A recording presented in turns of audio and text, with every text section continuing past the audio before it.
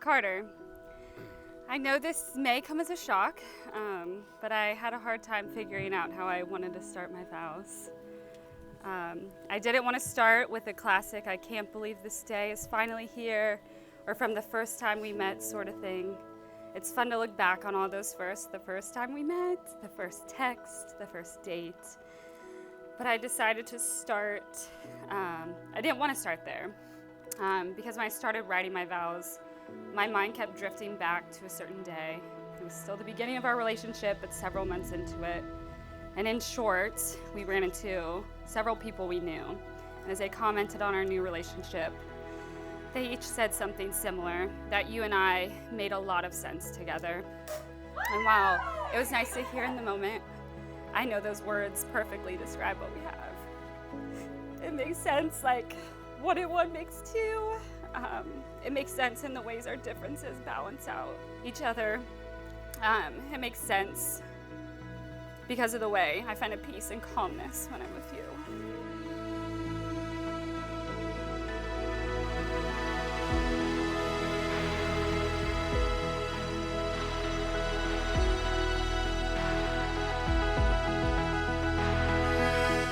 Through our relationship, I've been shown God's grace, that He always answers prayers, and that in His perfect timing, He always puts what makes sense together.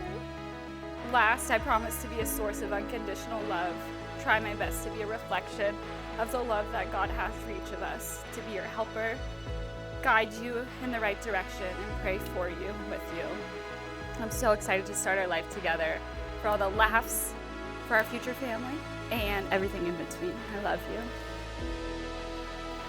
Emily, a little over 5 years ago, we met over cheap margaritas at a mediocre Mexican restaurant.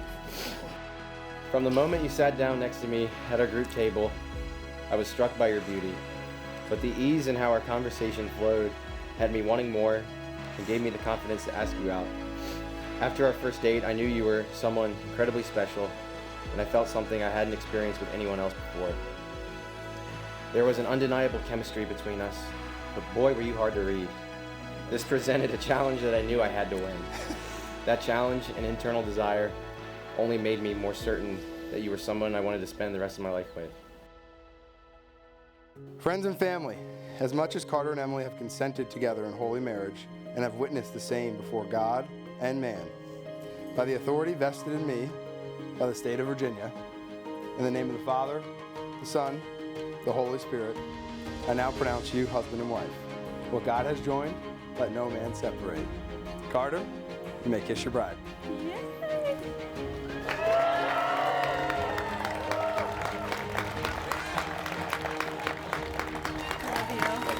Ladies and gentlemen, get on your feet and let's hear it, as it is my honor to introduce to you for the first time, Mr. and Mrs. Carter and Emily Bibb.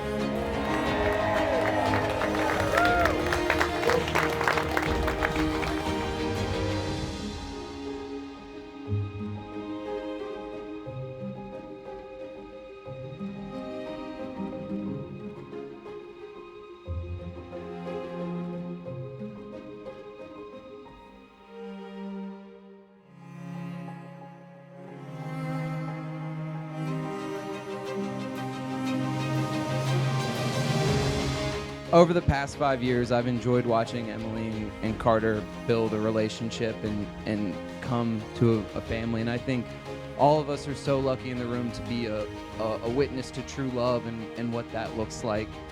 So as you've built a home, hosted parties, gone on family vacations, laughed with each other, laughed at each other, of course, you have done it all for the name of love. And we are so incredibly thankful, I am, to witness that and be a part of it. As you all go into this next chapter, I just encourage you to keep the verse that you all had at the center of your lives. Because again, life happens. Things are hard and things will change. There's ups and downs. And so love each other well, put each other first, and you will have a wonderful life together. To Carter and Emily, many years of happiness.